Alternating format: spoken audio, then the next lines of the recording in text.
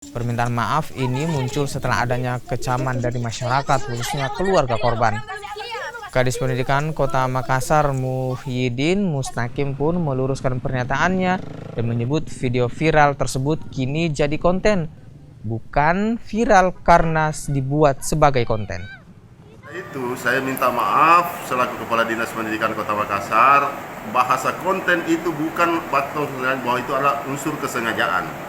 Akan tetapi konten yang kami maksud di sini adalah kebetulan siswa ini yang ada pada saat itu dia merekam, inilah anak yang memviralkan, dijadikan konten di media sosialnya, tetapi anak ini tidak paham. Dan pada saat itu juga kami meminta kepada seluruh guru-guru, kepala sekolah, ini untuk menjadi pembelajaran bagi kita untuk kedepannya. Dan bahkan saya juga masuk di kelas-kelas untuk menyampaikan kepada anak didik bahwa inilah resikonya, hati-hati di dalam memposting dalam media sosial.